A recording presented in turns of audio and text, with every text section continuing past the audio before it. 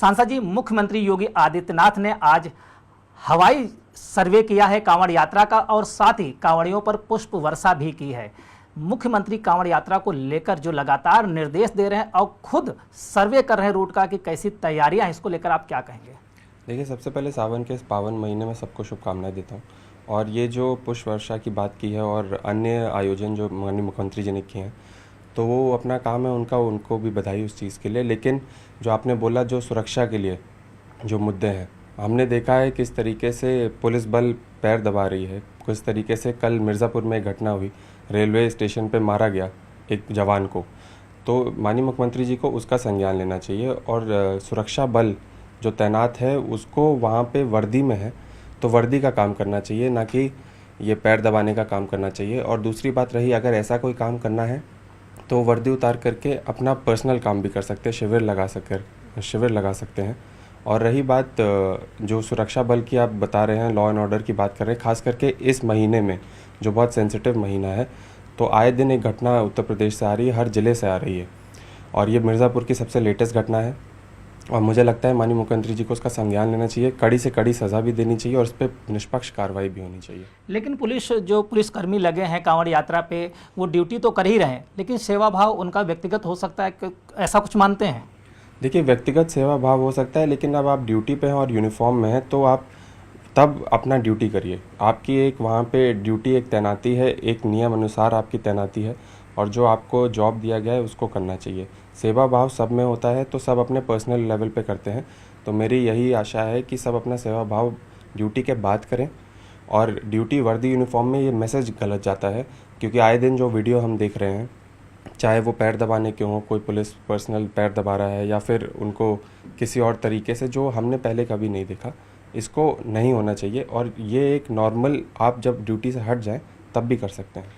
मुख्यमंत्री ने अभी एक भाषण दिया था, एक कार्यक्रम में उन्होंने जिक्र किया था कि ताजिया को लेकर सरकार द्वारा गाइडलाइन बनाई गई थी ताकि कोई दुर्घटना ना हो। खासकर ताजिया की ऊंचाई ज़्यादा कर दी जाती, जिससे हाई टेंशन लाइन होती, उसमें दुर्घटना होने का डर रहता था। उसी ओर इशारा था उनका कि जौनपुर में एक घटना हुई थी, ताजिया की लंबाई ज़्यादा थी और हाई टेंशन की चपेट में आ गए थे, जिसमें कुछ लोगों की मौत हो गई। उसके बाद वहाँ पर उपद्रव हुआ, धरना प्रदर्शन किया गया है।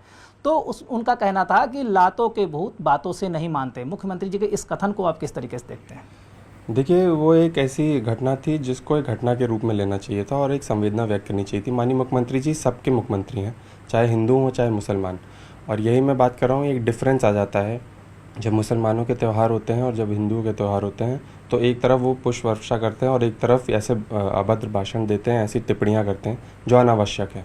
अब आप जो जिस वक्तव्य का यहाँ पे उल्लेख कर रहे हैं, उसमें मैं बोलूँगा ये अनावश्यक है। माननीय मुख्यमंत्री जी के ज़ुबान से ये नहीं आना चाहिए था और सिर्फ संवेदना व्यक्त करनी चाहिए थी। और माननीय राष्ट्रीय अध्यक्ष जी ने भी एक संदेश दे दिया है कि भारतीय जनता पार्टी के बूथ तो अब इनके बूथ से ही उतरेंगे।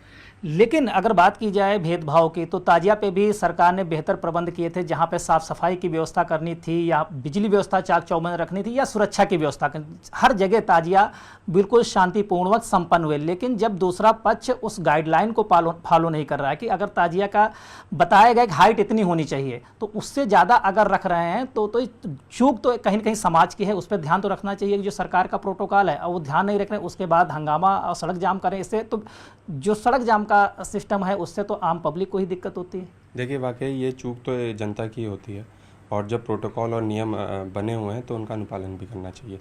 लेकिन जो वक्तव्य आप बोल रहे हैं वो माननीय मुख्यमंत्री जी को नहीं बोलना चाहिए था, क्योंकि अभी हमने देखा जो कांवड़ियों ने भी एक जवान को मारा पीटा है मिर्ज़ापुर स्टेशन में, तो माननीय मुख्यमंत्री जी को उस पर भी एक टिप्पणी कर देनी चाहिए। अगर नहीं कर रहे हैं तो सबको समानता के रूप से देखना चाहिए। और चाहे हिंदू हो मुसलमान, हमने भी कई ऐसे इंसिडेंट देखे हैं जहाँ पे कई तरीके से दंगा फैलाने की बात की गई हो, चाहे वो सीओ अनुज के द्वारा की गई हो संभल में, चाहे वो ईद के समय की गई हो, होली के त्यौहार के समय।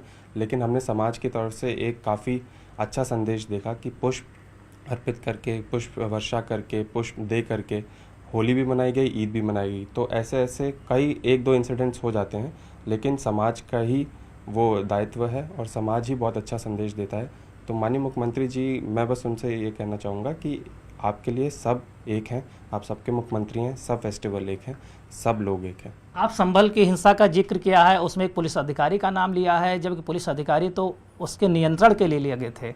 आप उन पे किस तरीके का आरोप लगा रहे हैं? देखिए, इस तरीके से उन्होंने उस समय भी ऐसी टिप्पणियां की थी जैसे आपने अभी जिक्र किया, और वो अनावश्यक थी। उससे समाज में एक डिवाइड फैलता है, एक दूसरे से नफरत फैलती है, और ऐसी अनावश्यक टिप्पणियों से दूर रहना चाहिए, खास करके जो लोग सरकारी ड्यूटी पे हैं, जो लोग एक पद पे हैं, एक कद पे हैं, क्योंकि वहाँ से संदेश बहुत बड़ा जाता है, बहुत लोगों को प्रभावित करता है। तो तब हो चाहे अब हो, दोनों टिप्पणियाँ गलत हैं, दोनों संदेश ऐसे नहीं जाने चाहिए, और मेल भाव का संदेश जाना चाहिए। सबका त्यौहार है, सबको अच्छे से मनाना चाहिए, और प्रोटोकॉल का अनुपालन करना चाहिए, नियम अनुसार उस त्यौहार को मनाना चाहिए। पंचायत चुनाव आने वाले हैं और 2027 की तैयारियां भी समाजवादी पार्टी कर चुकी है। आप लोग कांग्रेस के साथ मिलकर चुनाव लड़ने का प्लान बना रहे हैं। वहीं कांग्रेस में चर्चा है कि अब इमरान मसूद को प्रदेश अध्यक्ष बनाया जाएगा। तो लगता है इससे कि समाजवादी पार्टी को ही नुकसान होने वाला है, क्योंकि लोकसभा चुनाव से पहले कई ऐसे पार्टी के नेता थे जिन्होंने कांग्रेस का दामन थाम लिया था। नहीं, देखिए, इसमें समाजवादी पार्टी को कोई नुकसान नहीं होने वाला है। उत्तर प्रदेश का चुनाव पूरे देश ने देखा है, जिस तरीके से वो कांग्रेस का इंटरनल मैटर है, किसको वो प्रदेश अध्यक्ष बनाए, किसको वो ना बनाए, लेकिन समाजवादी पार्टी पूरे मजबूती से चुनाव लड़ेगी, और जो कारवां बढ़ता जा रहा है वो आगे भी बढ़ता जाएगा। लोग समाजवादी पार्टी पे बिलीव कर रहे हैं, समाजवादी पार्टी से जुड़ रहे हैं। माननीय राष्ट्रीय अध्यक्ष अखिलेश यादव जी के नेतृत्व में समाजवादी पार्टी की सरकार बनाना चाह रहे हैं। लेकिन समाजवादी पार्टी का एक मुस्लिम बड़ा वोट बैंक है, लेकिन जब कांग्रेस एक मुस्लिम चेहरे को अपनी पार्टी की बागडोर उत्तर प्रदेश में सौंपेगी तो लगता नहीं कि आपके ही वोट बैंक में सेंध लग जाएगी? नहीं, देखिए, वहाँ पे सीधी लड़ाई अगर भारतीय जनता पार्टी से कोई लड़ रहा है और सरकार से लड़ रहा है तो समाजवादी पार्टी लड़ रही है। कांग्रेस का सहारा है, कांग्रेस हमारे साथ है, इंडिया गठबंधन का हिस्सा है, तो उससे हमको फ़ायदा ज़रूर मिलता है। लेकिन अगर लोग भी जानते हैं कि सीधी लड़ाई अगर कोई लड़ रहा है तो माननीय राष्ट्रीय अध्यक्ष अखिलेश यादव जी लड़ रहे हैं, समाजवादी पार्टी लड़ रही है। तो जहां भारतीय जनता पार्टी को हराने की बात हो, सरकार बदलने की बात हो, तो लोग समाजवादी पार्टी से जुड़ना पसंद कर रहे हैं। शुक्रिया हमसे बात करने के लिए। ये थे हमारे साथ समाजवादी पार्टी के सांसद पुष्पेंद्र सरोज। वीडियो जर्नलिस्ट प्रकाश चंद के साथ संदीप पांडे, न्यूज 18 दिल्ली।